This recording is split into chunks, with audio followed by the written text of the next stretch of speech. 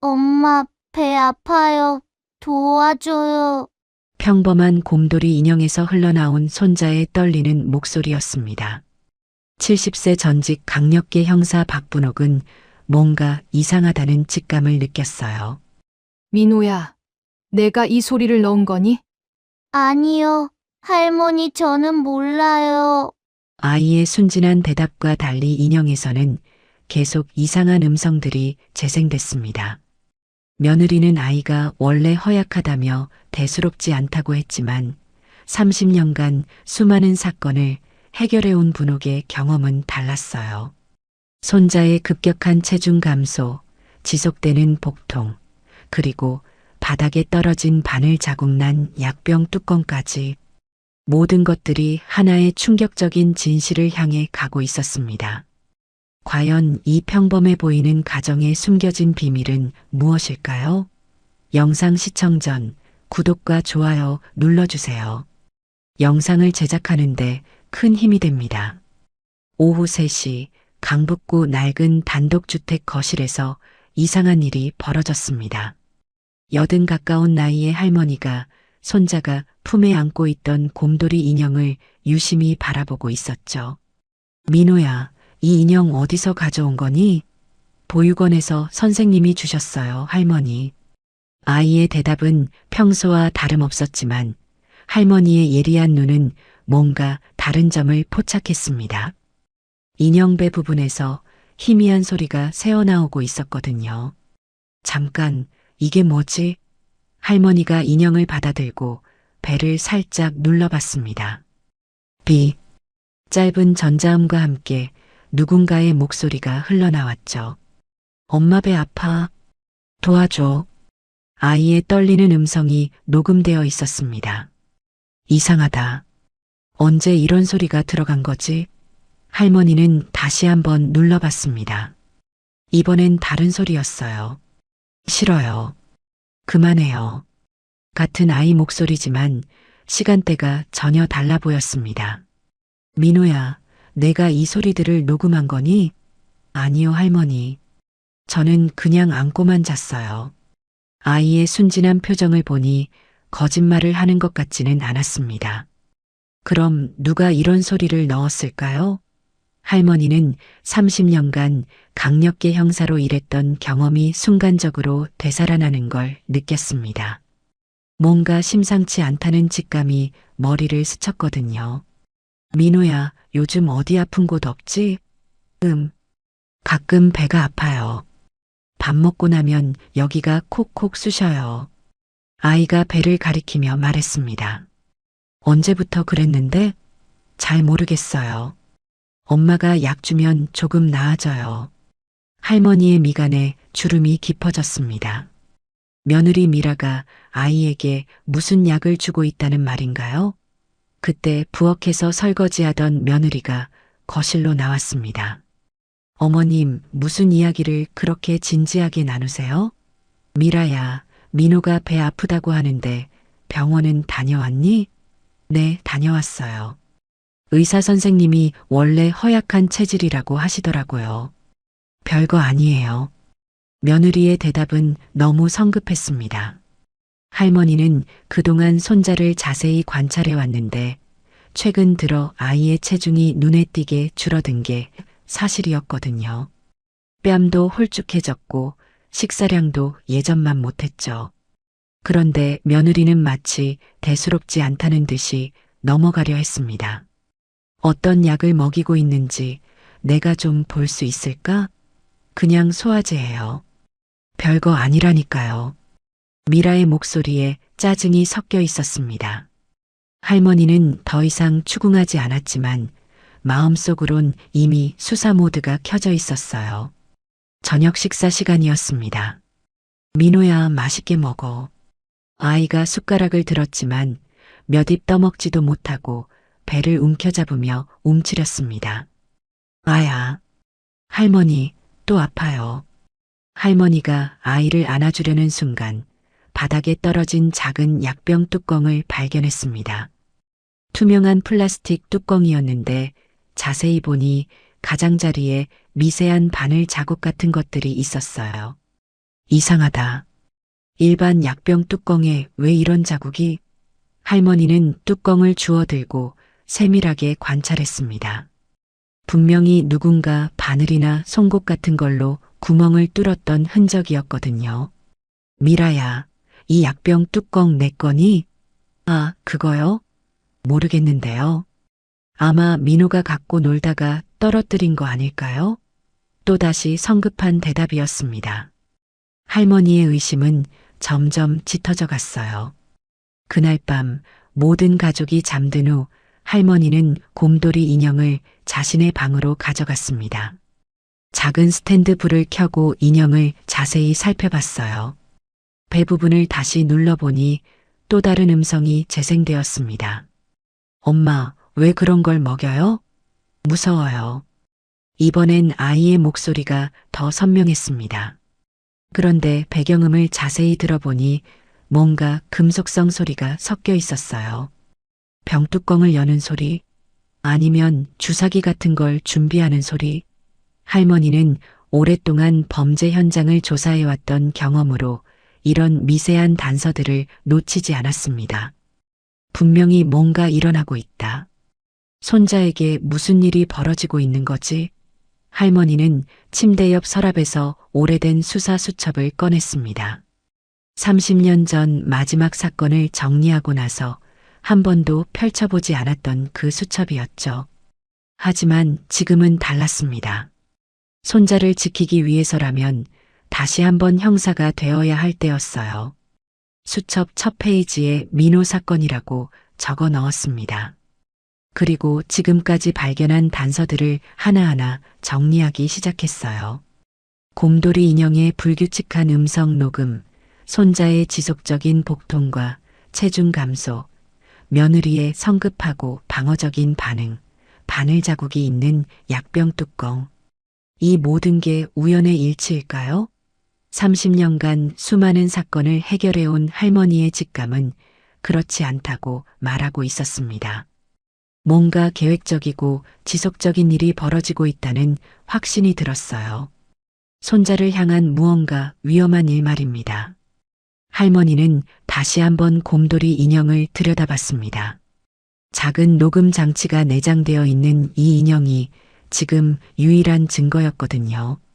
내일부터는 더 세밀하게 관찰해야겠다.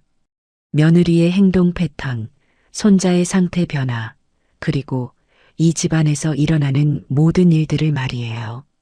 박분옥, 70세. 전직 강력계 형사였던 이 할머니는 이제 인생 마지막 사건을 시작하려 하고 있었습니다. 바로 자신의 손자를 지키기 위한 사건 말입니다.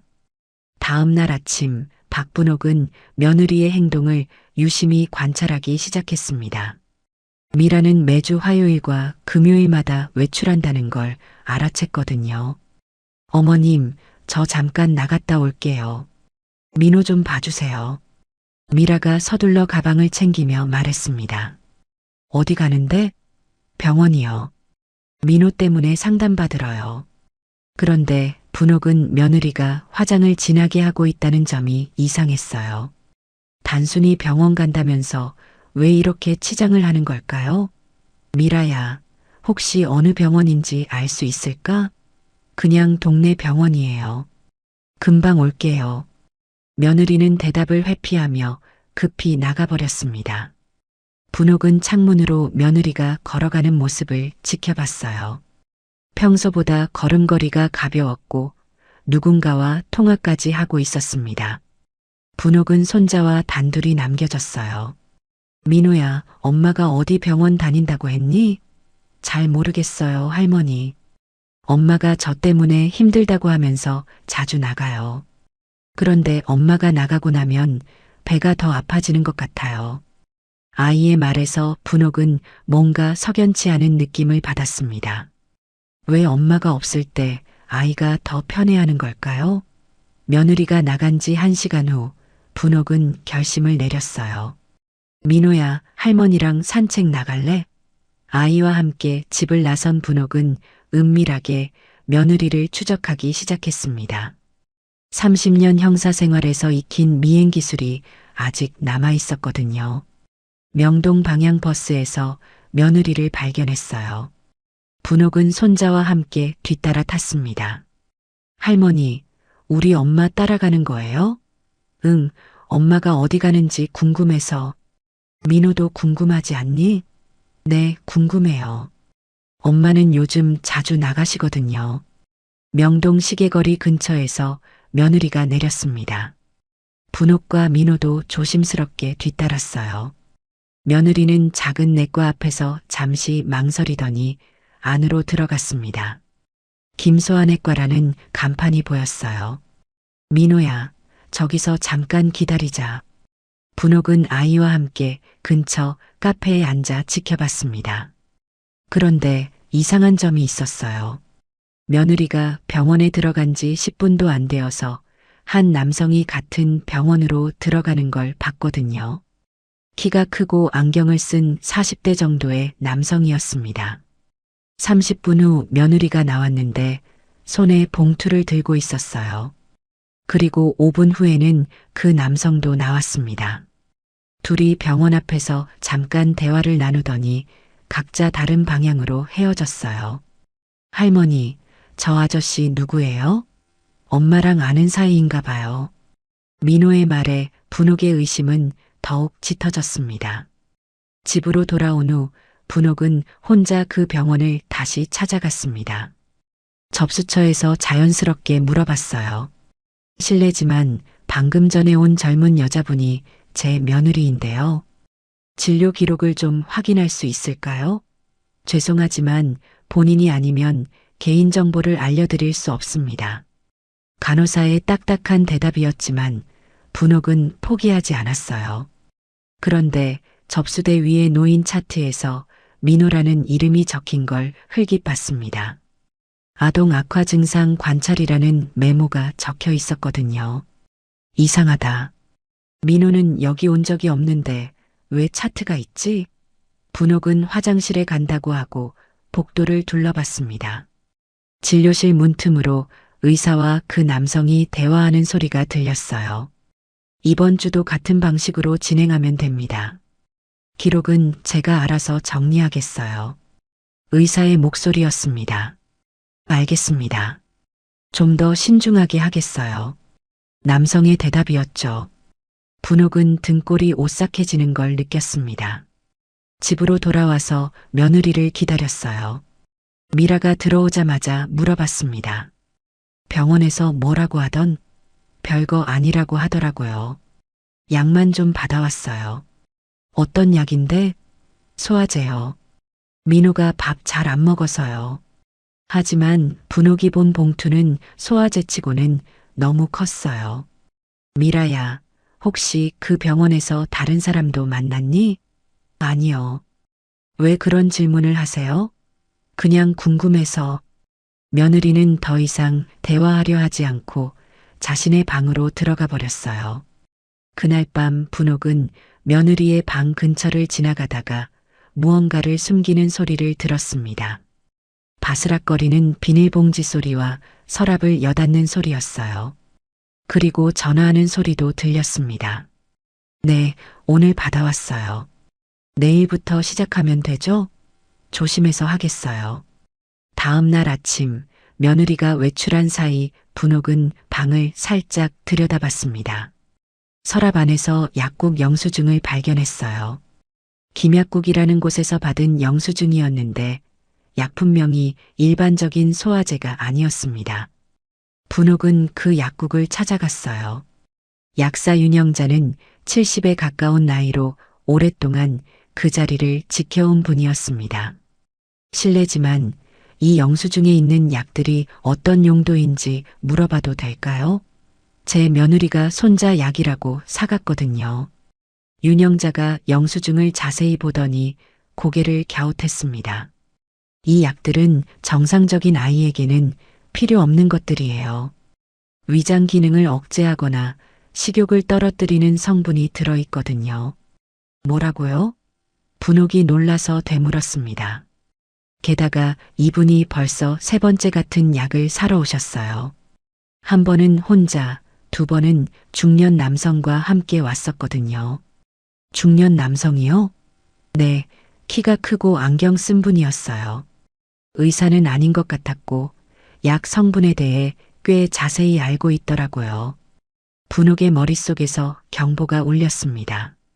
며느리가 혼자 행동하는 게 아니라는 뜻이었거든요. 집으로 돌아온 분옥은 곰돌이 인형을 다시 확인해 봤습니다. 이번에는 더 자세히 들어봤어요. 아이의 목소리 뒤편에서 들리는 배경음을 집중해서 분석했습니다. 분명히 남성의 목소리가 희미하게 들렸어요. 자, 이걸 조금만 더. 아주 작은 소리였지만 분명했습니다. 누군가 아이에게 뭔가를 강요하고 있었던 거예요. 분옥은 수사 수첩에 새로운 내용을 추가했습니다. 김소환의과의 이상한 차트, 약국에서 확인한 부적절한 약품들, 정체불명의 협조자. 이 모든 것들이 하나의 그림을 그려가고 있었어요. 손자를 대상으로 한 계획적이고 조직적인 무언가 말입니다. 그날 밤 분옥은 잠을 이룰 수 없었습니다. 손자가 위험에 처해 있다는 확신이 점점 강해지고 있었거든요. 그날 저녁 식사 시간 예상치 못한 일이 벌어졌습니다. 민호가 평소처럼 식탁에 앉아 밥을 먹고 있었는데 갑자기 수저를 떨어뜨리며 배를 움켜잡았어요. 할머니, 배가 너무 아파요. 아이의 얼굴이 창백하게 변했습니다. 민호야, 어디가 아픈 거니? 분옥이 다가가려는 순간 민호가 그대로 식탁 아래로 쓰러져 버렸습니다. 어머, 민호야. 며느리 미라가 소리를 지르며 달려왔어요. 분옥은 재빨리 아이를 안아 올렸습니다. 민호의 이마에서는 식은 땀이 흘러나오고 있었거든요. 119에 신고해야겠어. 분옥이 급하게 전화기를 집어들었습니다. 어머님, 제가 할게요. 미라가 전화를 받아들고 구급차를 불렀어요. 그런데 이상하게도 미라의 목소리에는 당황함보다는 뭔가 예상하고 있었다는 듯한 느낌이 있었습니다. 구급차가 도착하기까지의 10분이 분옥에게는 평생처럼 길게 느껴졌어요. 민호는 계속 복통을 호소하며 몸을 뒤틀고 있었습니다. 할머니, 죽는 건 아니죠? 아이의 약한 목소리에 분옥의 가슴이 찢어질 것 같았어요. 괜찮아, 민호야. 곧 나을 거야. 분옥이 아이의 손을 꼭 잡고 위로했지만 속으론 불안감이 치밀어 올랐습니다. 응급실에 도착한 후 의사가 민호를 진찰했어요. 검사 결과를 듣기 위해 가족들이 모두 대기실에서 기다렸습니다. 아들도 회사에서 급히 달려왔어요. 민호는 어떻게 됐어요? 아들이 초조하게 물어봤습니다. 아직 검사 중이야. 조금 더 기다려보자. 분옥이 아들을 달랬지만 본인도 마음이 편하지 않았어요. 1시간 후 의사가 나왔습니다. 가족분들 잠깐 상담실로 오세요. 의사의 표정이 심각했어요. 아이의 위장에 반복된 자극 흔적이 보입니다. 일반적인 소화불량과는 다른 양상이에요. 뭐라고요? 아들이 놀라서 되물었습니다. 혹시 아이가 특별한 약물을 복용하고 있나요? 위벽에 특이한 손상이 발견됐거든요. 의사의 말에 분옥의 혈압이 올라가는 걸 느꼈습니다. 소화제 정도만 먹이고 있는데요. 미라가 대답했어요. 어떤 성분의 소화제인지 정확히 알 수 있을까요? 처방전이나 약품명을 확인해 봐야겠습니다. 의사가 꼼꼼히 물어봤습니다. 집에 두고 왔어요. 정확한 이름은 모르겠고요. 미라의 대답이 또 애매했습니다. 분옥은 이때까지 조용히 듣고 있다가 입을 열었어요. 의사 선생님, 약물 노출 가능성이라고 하셨는데 구체적으로 어떤 의미인가요? 위벽 손상 패턴을 보면 지속적으로 자극적인 물질에 노출됐을 가능성이 높습니다. 일회성이 아니라 반복적으로요. 의사의 설명에 아들이 패닉 상태가 됐어요. 그럼 우리 민호가 독 같은 걸 먹었다는 말씀이세요? 독까지는 아니어도 아이에게 적합하지 않은 약물을 지속적으로 섭취했을 가능성이 있어 보입니다. 정확한 진단을 위해서는 혈액 검사 결과를 더 봐야겠어요. 그 순간 미라가 갑자기 울음을 터뜨렸습니다. 제가 뭘 잘못한 거예요? 저는 아이를 위해서 최선을 다했는데 왜 저를 의심하는 거죠? 과장된 오열이었어요. 분옥은 며느리의 이런 반응이 더욱 의심스러웠습니다. 미라야, 아무도 널 의심하지 않았어. 진정해. 아들이 아내를 달랬지만 분옥의 시선은 차갑게 식어 있었어요. 혈액 검사 결과가 나오기까지 몇 시간을 더 기다려야 했습니다. 분옥은 민호의 병실에서 밤새 지켜봤어요. 아이는 수액을 맞으며 잠들어 있었지만 얼굴이 여전히 창백했습니다. 할머니가 지켜줄게 민호야. 분옥이 아이의 이마를 쓰다듬으며 속으로 다짐했어요. 더 이상 이런 일이 일어나게 둘 수는 없다고 말이에요. 새벽 2시쯤 아들과 미라는 집으로 돌아갔습니다. 어머니, 민호 부탁드려요. 저희는 내일 일이 있어서 먼저 들어가겠어요. 아들이 말했어요. 그래, 너희는 들어가. 내가 여기 있을게. 분옥은 혼자 남게 됐습니다. 그때 핸드백에서 곰돌이 인형을 꺼냈어요. 병원에 올 때 급하게 챙겨온 것이었습니다. 조용한 병실에서 인형의 음성을 다시 들어봤어요. 이번에는 더 선명하게 들렸습니다. 엄마, 그거 싫어요. 마시기 싫어요. 민호의 떨리는 목소리였어요. 그리고 배경에서는 누군가 달래는 듯한 남성의 목소리가 들렸습니다. 조금만 참아. 금방 끝날 거야. 분옥의 손이 떨렸습니다. 이제 확신할 수 있었어요. 손자가 누군가에게 억지로 뭔가를 강요받고 있었다는 것을 말입니다. 하지만 이 녹음만으로는 법적으로 입증하기 어려웠어요. 더 명확한 증거가 필요했습니다. 분옥은 오랫동안 고민하다가 예전 동료였던 김도연에게 전화를 걸었습니다. 도연아, 나 분옥이야. 급한 일이 있어서 연락했어. 어머님, 이 시간에 무슨 일이세요? 도연이 놀란 목소리로 대답했어요. 내 손자 일인데 혹시 시간 되면 만날 수 있을까? 기술적인 도움이 필요해. 물론이죠.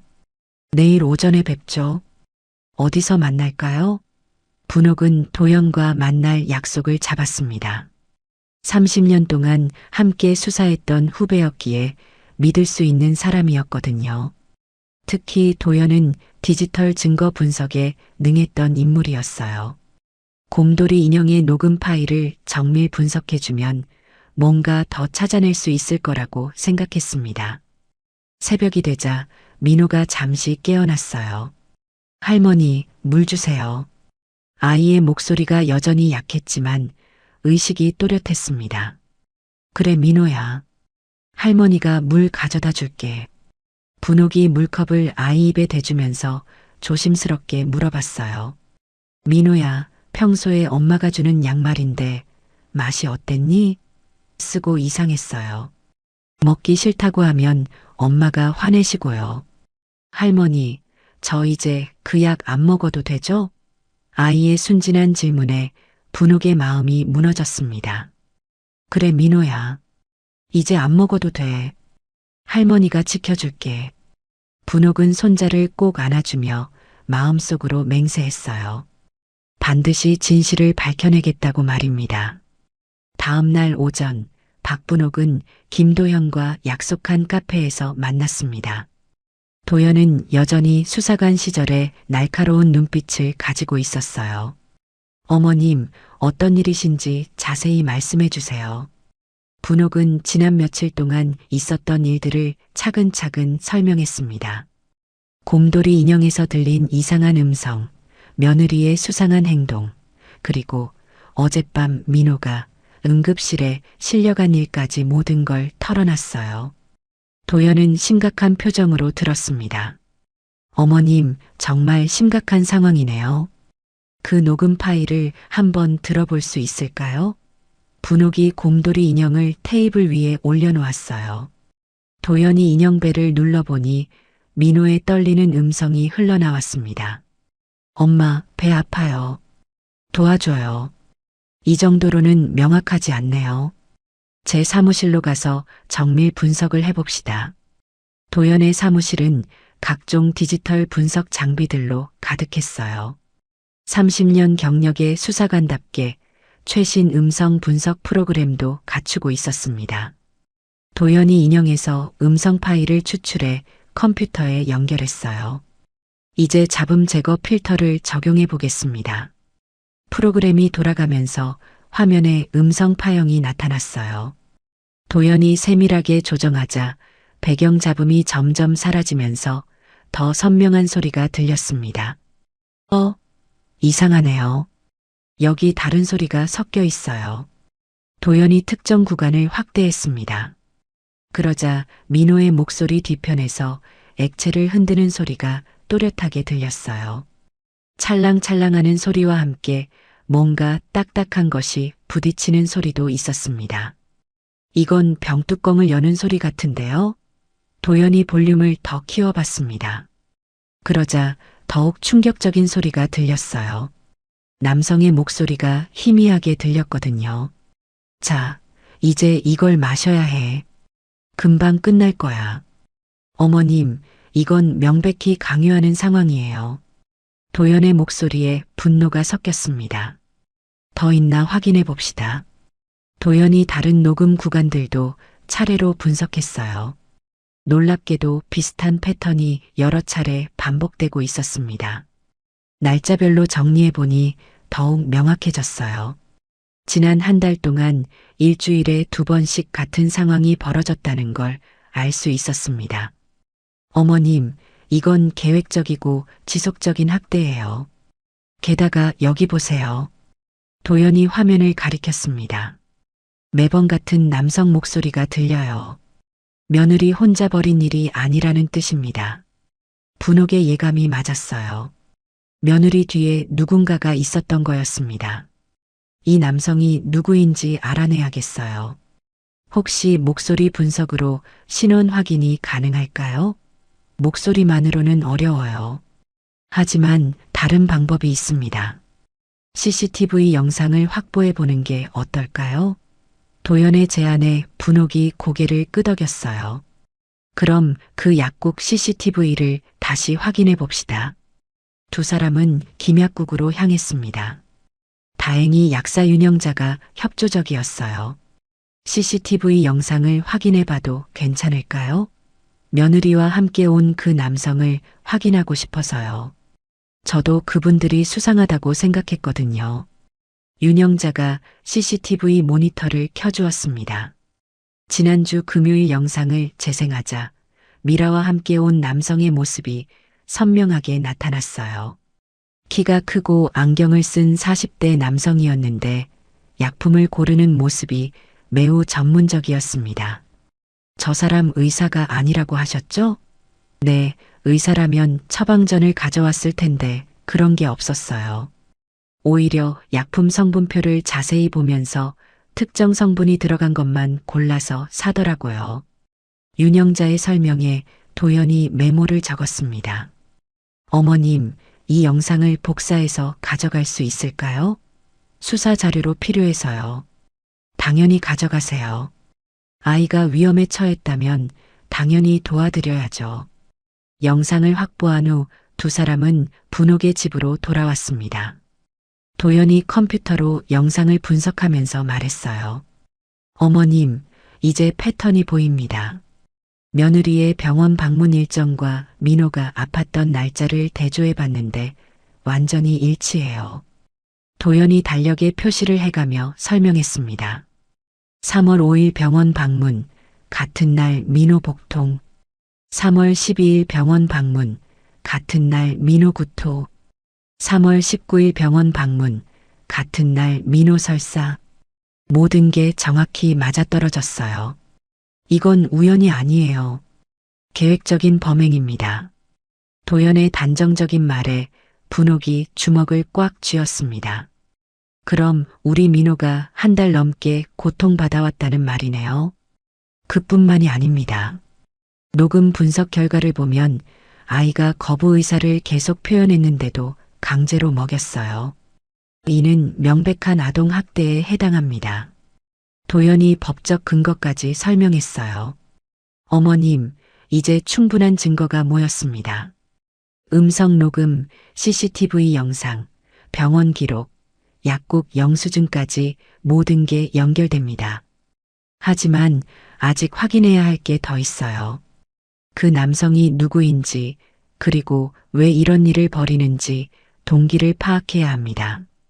분옥은 도연의 말에 동의했습니다. 단순히 범인을 잡는 것보다 왜 이런 일이 벌어졌는지 알아야 민호를 완전히 보호할 수 있을 테니까요. 도연아, 계속 도와줄 수 있겠니? 당연히 도와드리죠. 제가 현직에 있을 때 가장 싫어했던 게 아동학대 사건이었거든요. 반드시 끝까지 해결하겠습니다. 도연의 다짐에 분옥은 조금이나마 안도감을 느꼈습니다. 혼자서는 감당하기 어려운 일이었지만 믿을 만한 동료가 생겼으니까요. 이제 본격적인 수사가 시작될 때였습니다. 손자를 지키기 위한 마지막 싸움 말입니다. 그날 오후 박분옥과 김도연은 더 깊이 파고들기로 했습니다. 도연이 제안했어요. 어머님, 며느리분의 개인 신상을 좀 더 조사해 봐야겠어요. 뭔가 숨기고 있는 게 분명합니다. 분옥은 며느리가 외출한 사이 집안을 세심하게 살펴봤습니다. 미라의 방 서랍 깊숙한 곳에서 서류 봉투를 발견했어요. 안에는 각종 보험 서류와 부동산 관련 문서들이 들어 있었습니다. 생명보험 수익자 변경 신청서에 분옥의 이름이 지워지고 미라의 이름이 적혀 있었어요. 이게 뭐지? 분옥이 문서를 자세히 살펴봤습니다. 아들의 생명보험금이 3억 원이나 됐고 미라가 단독 수익자로 변경하려 하고 있었던 거예요. 더 충격적인 건 진명의 이전 서류도 있었다는 점입니다. 정신적 불안정을 이유로 아들의 재산 관리권을 며느리에게 넘기는 내용이었어요. 이 모든 서류에는 가짜 의료 진단서가 첨부되어 있었습니다. 환자는 극심한 스트레스와 우울증으로 인해 정상적인 판단력을 상실한 상태임. 담당 의사 김철수. 분옥은 그 의사 이름을 어디서 본 적이 있다는 생각이 들었어요. 바로 김소아내과의 그 의사였습니다. 도연에게 급히 전화를 걸었어요. 도연아, 큰일이야. 며느리가 노린 게 단순한 지원금이 아니었어. 아들의 보험금과 집까지 노리고 있었다고. 어머님, 지금 어디 계세요? 바로 갈게요. 30분 후 도연이 달려왔습니다. 분옥이 발견한 서류들을 보더니 표정이 굳어졌어요. 이건 완전한 사기죄에 해당합니다. 게다가 의료진까지 매수해서 가짜 진단서를 만들었네요. 아들분이 정신적으로 문제가 있다고 조작해서 재산을 가로채려는 수법입니다. 도연이 서류들을 촬영하면서 분석했어요. 어머님, 이 김철수라는 의사를 조사해 봐야겠어요. 며느리와 어떤 관계인지 파악해야 합니다. 두 사람은 김소아내과 주변을 다시 찾아갔습니다. 이번에는 병원 건물 뒤편까지 세심하게 살펴봤어요. 그러다가 쓰레기 봉투에서 중요한 단서를 발견했습니다. 찢어진 계약서 조각이 들어 있었거든요. 조각들을 맞춰보니 충격적인 내용이었어요. 의료기록 조작 대행 업무 계약서, 을 김철수 김소아내과, 갑 이정호 브로커, 건당 수수료 50만 원. 이정호라는 이름이 새로 등장했습니다. 도연이 즉시 신원 조회를 해봤어요. 이정호 45세, 과거 의료보험 사기 전과 3범, 현재 사설 의료 브로커로 활동 중. 어머님, 이 사람이 바로 약국 CCTV에 나온 그 남성입니다. 도연이 사진을 비교해서 확인했어요. 키 178cm, 안경 착용, 모든 특징이 일치했습니다. 그럼 며느리가 이 브로커와 함께 계획을 세운 거네요? 그런 것 같습니다. 민호를 계속 아프게 만들어서 가족들의 정신적 스트레스를 유발하고 그걸 근거로 아들분의 정신 상태에 문제가 있다고 조작하려 했던 거죠. 도연의 분석이 끝나자 분옥은 온몸에 분노가 치밀어 올랐습니다. 손자를 도구로 사용해서 가족 전체를 망가뜨리려 했다는 사실이 믿기지 않았어요. 그런데 더 충격적인 발견이 기다리고 있었습니다. 집으로 돌아온 분옥은 민호의 방을 다시 살펴봤어요. 침대 밑에서 아이가 그린 그림들을 발견했거든요. 그림 속에는 반복적으로 같은 인물이 등장했습니다. 키가 크고 안경을 쓴 검은 그림자 같은 사람이었어요. 민호야, 이 그림 속 사람이 누구니? 분옥이 조심스럽게 물어봤습니다. 무서운 아저씨예요. 엄마랑 같이 와서 이상한 약 먹이는 사람이요. 저한테 말하지 말라고 했어요. 아이의 대답에 분옥의 심장이 쿵 내려앉았습니다. 민호가 그 모든 상황을 다 알고 있었던 거예요. 그런데 어른들에게 말하지 못하도록 협박까지 받았던 거였습니다. 무서웠겠구나, 민호야. 이제 할머니가 다 알았으니까 걱정하지 마. 분옥이 손자를 꼭 안아주었어요. 그 순간 현관문이 열리는 소리가 들렸습니다. 며느리가 돌아온 거였어요. 어머님, 민호는 어때요? 괜찮아졌나요? 미라가 평소처럼 연기하며 다가왔습니다. 하지만 분옥의 눈빛은 달라져 있었어요. 미라야, 우리 잠깐 이야기 좀 하자. 분옥이 침착하게 말했습니다. 무슨 이야기요? 미라의 목소리에 긴장감이 돌았습니다. 내가 숨기고 있는 것들에 대해서 말이야. 이정호라는 사람 알지? 그 순간 미라의 얼굴이 하얗게 변했어요. 분명히 그 이름을 들어본 적이 있다는 반응이었습니다. 저는 그런 사람 몰라요. 어머님이 왜 이상한 소리를 하세요? 미라가 발뺌했지만 목소리가 떨리고 있었어요. 그럼 이 서류들은 뭘까? 분옥이 보험금 수익자 변경 서류를 내밀었습니다. 미라는 더 이상 숨길 수 없다는 걸 깨달았는지 표정이 급변했어요. 어머님이 다 알아냈군요. 그래서 뭘 어쩌시겠다는 거예요? 갑자기 적대적인 말투로 바뀌었습니다. 분옥은 이제 며느리의 진짜 모습을 보고 있었어요. 그동안 연기했던 착한 며느리의 가면이 완전히 벗겨진 거였습니다. 너의 계획은 여기서 끝이야, 미라야. 더 이상 우리 민호를 괴롭히지 못할 거다.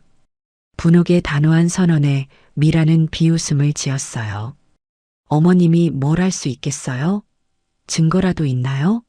하지만 분옥에게는 이미 모든 증거가 준비되어 있었습니다.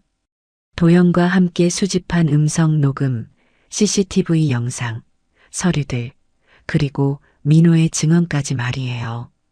이제 마지막 단계만 남아 있었습니다. 진실을 세상에 드러내는 일 말입니다. 며느리와의 대치 상황이 끝난 후 박분옥은 집안을 더 면밀히 살펴보기로 했습니다. 30년 형사 경험으로 뭔가 놓친 게 있다는 직감이 들었거든요. 미라가 외출한 사이 분옥은 각 방을 차례로 점검했어요.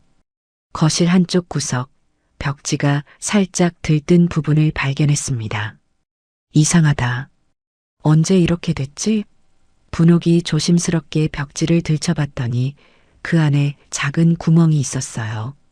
구멍 속에는 손가락 크기만한 미니 카메라가 숨겨져 있었습니다. 이게 뭐야? 분옥이 카메라를 빼내서 자세히 살펴봤어요. 최신형 무선 CCTV였습니다. 언제 누가 설치한 걸까요? 분옥은 즉시 도연에게 연락했습니다. 도연아, 집에서 숨겨진 카메라를 발견했어. 바로 와줄 수 있겠니? 지금 갑니다. 어머님, 절대 건드리지 마세요. 증거가 될 수 있어요. 30분 후 도연이 도착했습니다. 전문 장비를 가져와서 카메라를 분석했어요. 어머님, 이건 상당히 고급 장비네요.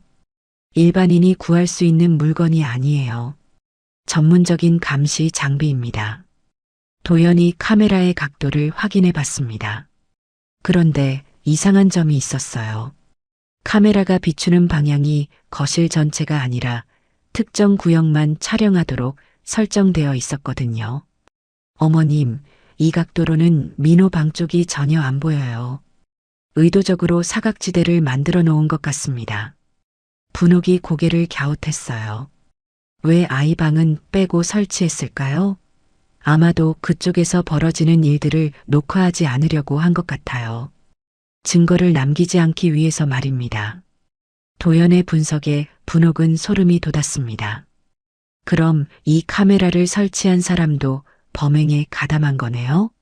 그런 것 같습니다. 그런데 이건 미라가 혼자 할 수 있는 일이 아니에요. 전문 지식이 필요한 작업입니다. 도연이 카메라를 분해해서 내부를 살펴봤어요. 여기 시리얼 넘버가 있네요. 이걸로 구매처를 추적할 수 있을 거예요.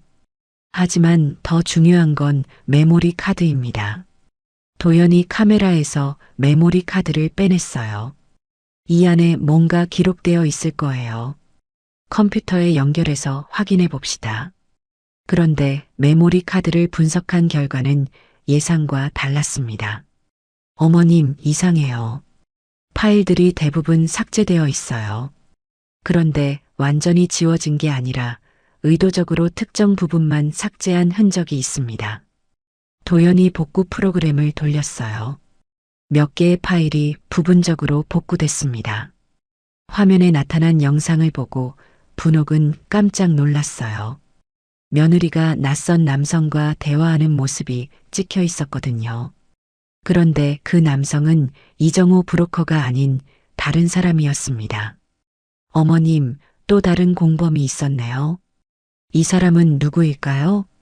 영상 속 남성은 50대 정도로 보였고 정장을 입고 있었어요. 뭔가 전문적인 상담을 하는 듯한 모습이었습니다. 그때 분옥이 뭔가 기억났어요. 미라야, 예전에 상담 받는다고 했었지? 어디서 받았다고 했더라? 네, 심리상담센터에서 받았다고 했어요. 민호 때문에 스트레스가 심하다면서요. 분옥과 도연은 즉시 미라가 다녔던 상담센터를 조사했습니다. 마음 편한 상담센터라는 곳이었어요. 원장은 박상호라는 50대 남성이었습니다. 도연이 신원조회를 해보니 충격적인 사실이 드러났어요. 박상호 54세, 심리상담사 자격증 보유. 그런데 5년 전 아동학대 은폐 사건으로 수사를 받은 적이 있어요. 당시에는 증거 불충분으로 무혐의 처분받았지만요. 어머님, 이 사람이 바로 카메라를 설치한 인물일 가능성이 높습니다. 그럼 미라, 이정호 브로커, 그리고 이 박상호까지 3명이 공모한 거네요? 그런 것 같아요. 각자 역할 분담을 했을 거예요. 브로커는 의료진 매수, 상담사는 심리적 조작과 증거 은폐, 미라는 직접 실행. 도연의 분석이 점점 구체화됐습니다. 두 사람은 상담센터를 직접 찾아가 봤어요. 박상호는 겉으로는 친절해 보이는 중년 남성이었지만 분옥의 예리한 눈에는 뭔가 어두운 면이 감지됐습니다. 미라 씨 상담건으로 왔는데요. 혹시 어떤 내용으로 상담을 받았는지 알 수 있을까요? 상담 내용은 기밀이라 말씀드릴 수 없습니다. 박상호가 딱딱하게 대답했어요. 그런데 분옥은 그의 사무실 한쪽 벽에서 익숙한 장비를 발견했습니다. CCTV 설치 장비들이었어요. 혹시 CCTV 설치도 하세요? 아, 그건 보안 컨설팅도 겸업으로 하고 있어서요. 요즘 개인 보안에 관심 많으시잖아요. 박상호의 대답에서 분옥은 확신을 얻었습니다. 이 사람이 바로 집에 카메라를 설치한 장본인이라는 걸 말이에요. 상담센터를 나온 후 도연이 말했어요. 어머님, 이제 전체 그림이 보입니다. 박상호가 미라를 심리적으로 조종해서 계획을 세우고 이정호가 의료진을 매수해서 가짜 진단서를 만들고 미라가 직접 민호에게 해로운 약물을 투여한 거예요. 그리고 박상호가 증거 인멸을 위해 CCTV까지 설치했고요. 완전히 조직적인 범죄네요. 그런데 아직 해결해야 할 의문이 하나 더 있었어요. 왜 이렇게까지 복잡한 계획을 세웠을까요? 단순히 보험금 때문이라면 이렇게 정교할 필요가 없을 텐데 말이에요. 도연이 의문을 제기했습니다. 어쩌면 더 큰 목적이 있을지도 모르겠어요. 분옥은 그 말에 동의했습니다. 분명히 아직 밝혀지지 않은 진실이 더 있을 거라고 생각했어요. 하지만 일단은 충분한 증거를 확보했으니 다음 단계로 넘어갈 때였습니다. 3명의 공범을 모두 잡아들릴 준비가 됐거든요. 분옥은 마음속으로 다짐했어요. 손자를 이렇게 고통스럽게 만든 사람들을 절대 용서하지 않겠다고 말이에요. 그날 밤 박분옥은 김도현과 함께 최종 작업에 돌입했습니다. 지금까지 수집한 모든 증거들을 하나의 완벽한 사건 파일로 정리하는 일이었어요. 어머님, 이제 정말 완벽한 증거가 모였습니다.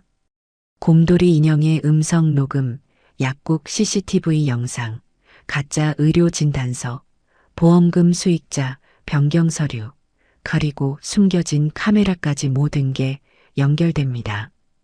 도연이 서류들을 시간순으로 정리하면서 설명했어요. 분옥은 민호가 그린 그림들도 함께 넣었습니다. 아이가 직접 증언할 수 없다면 그림이라도 증거가 될 테니까요. 내일 아침에 모든 기관에 동시에 제출하겠어요. 구청 복지과, 아동보호전문기관, 그리고 경찰서까지 한꺼번에 말입니다. 분옥의 계획은 치밀했어요. 공범들이 도망갈 시간을 주지 않기 위해서였습니다. 다음 날 새벽 6시 분옥과 도연은 각자 다른 기관으로 향했습니다. 분옥은 구청으로, 도연은 경찰서로 갔어요. 동시에 아동보호전문기관에도 팩스로 신고서를 발송했습니다. 구청 복지과 담당자는 서류를 보더니 즉시 긴급사안으로 분류했어요. 이건 정말 심각한 사건이네요. 바로 아동보호팀과 연계해서 조치하겠습니다. 경찰서에서도 비슷한 반응이었습니다. 도연의 설명을 들은 수사관이 즉시 수사팀을 구성했어요. 음성 분석 결과와 CCTV 영상만 봐도 충분한 증거입니다. 지금 당장 영장을 신청하겠습니다. 오전 10시 모든 준비가 완료됐습니다. 경찰은 3곳을 동시에 급습하기로 했어요. 미라가 있는 집, 이정호 브로커의 사무실, 그리고 박상호의 상담센터였습니다. 분옥은 경찰과 함께 자신의 집으로 향했습니다. 미라는 아무것도 모른 채 평소처럼 집에 있었어요. 최미라 씨, 아동학대 및 의료기록 조작 혐의로 긴급 체포합니다. 수사관의 체포영장이 낭독되자 미라의 얼굴이 하얗게 변했습니다. 뭐라고요? 저는 아무것도 안 했는데요. 어머님이 뭔 말씀을 하신 거예요? 미라가 분옥을 노려보며 소리쳤어요. 하지만 수사관들은 이미 모든 상황을 파악하고 있었습니다. 증거는 충분합니다. 곰돌이 인형 녹음, 약국 구매 기록, 가짜 진단서까지 모든 게 확보됐어요. 미라는 더 이상 변명할 수 없다는 걸 깨달았는지 갑자기 태도가 바뀌었어요. 저는 피해자예요. 다른 사람들이 저를 이용한 거라고요. 박상호가 저를 속였어요. 이제 와서 다른 사람 탓을 하며 발뺌하는 모습에 분옥은 한심함을 느꼈습니다. 그때 다른 수사팀에서 연락이 왔어요. 이정호 브로커와 박상호 상담사도 동시에 체포됐다는 소식이었습니다. 이정호는 사무실에서 의료진과 통화하다가 붙잡혔고 박상호는 증거 인멸을 시도하다가 현행범으로 체포됐어요. 미라가 수갑을 차고 연행되는 모습을 보며 분옥은 복잡한 감정을 느꼈습니다. 분노보다는 안도감이 컸어요. 드디어 손자를 지켜냈다는 생각이 들었거든요. 어머님, 정말 고생 많으셨습니다. 30년 수사 경험이 없었다면 이런 복잡한 사건을 풀기 어려웠을 거예요.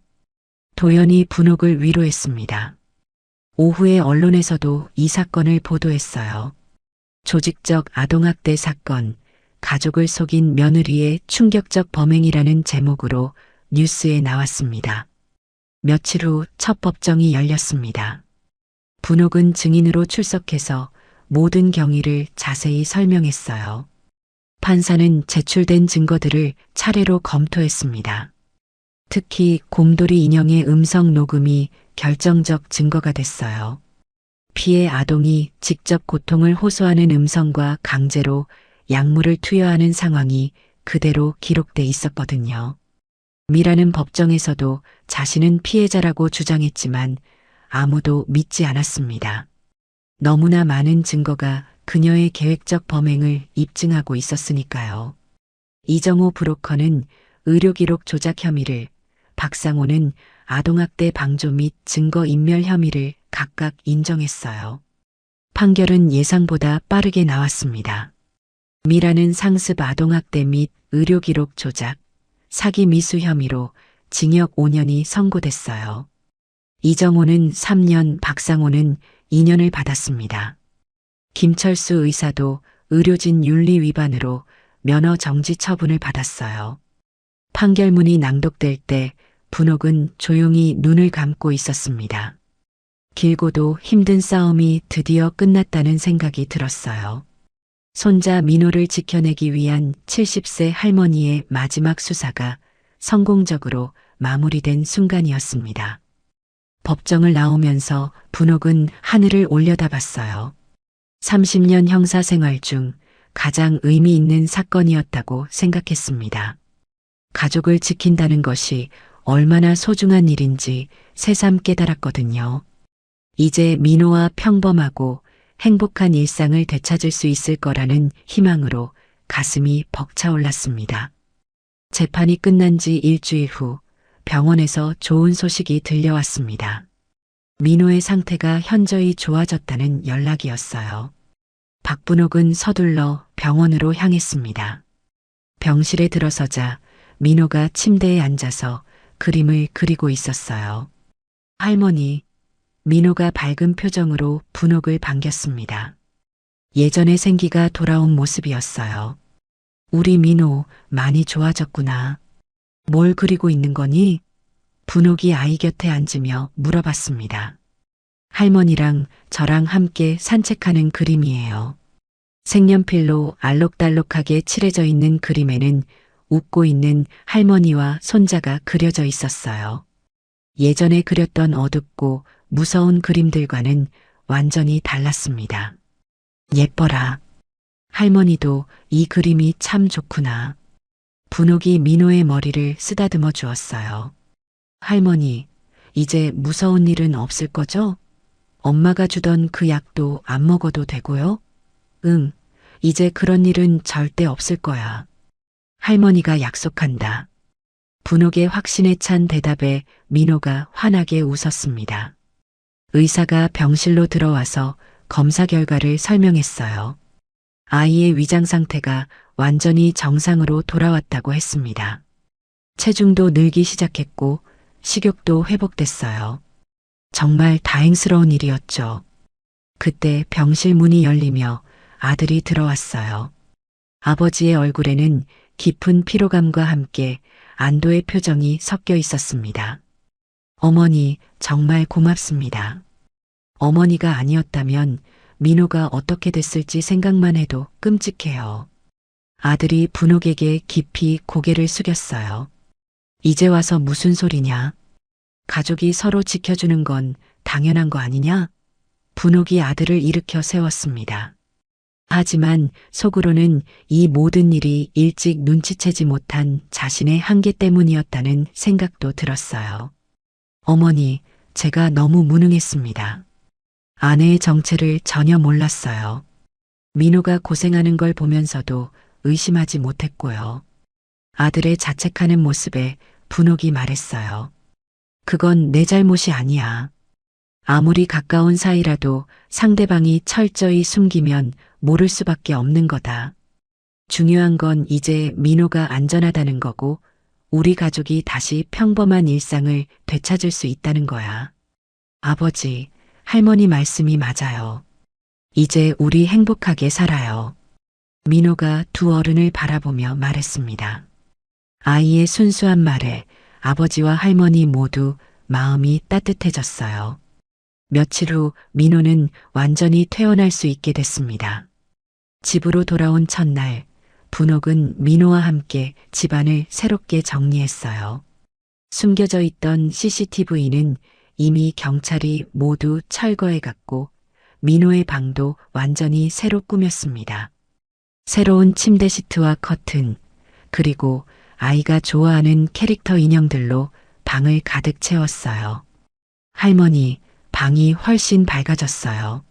민호가 새로운 침구와 커튼을 보며 기뻐했습니다.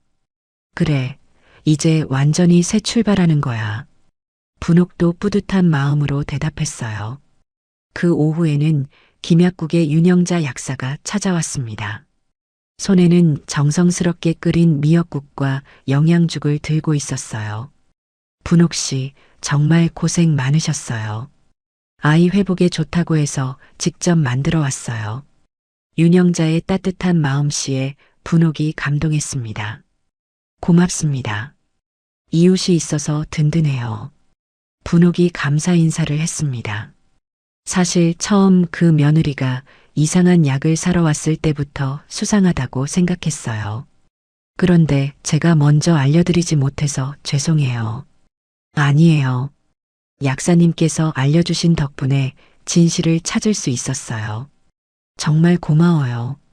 두 사람은 서로를 위로하며 이야기를 나눴습니다. 동네 사람들도 하나둘씩 소식을 듣고 안부를 물어왔어요. 모두들 민호의 회복을 진심으로 축하해줬습니다. 저녁 때가 되자 분옥은 민호와 함께 가까운 공원으로 산책을 나갔어요. 오랜만에 평온한 시간이었습니다. 할머니, 저 곰돌이 인형은 어떻게 된 거예요? 그 안에 제 목소리가 들어있다고 하셨잖아요. 민호가 궁금해했습니다. 그 인형 말이구나. 할머니가 깨끗하게 씻어서 새로 만들어놨어. 집에 가면 줄게. 분옥이 미소 지으며 말했어요. 집으로 돌아온 후 분옥은 정말로 곰돌이 인형을 민호에게 돌려줬습니다.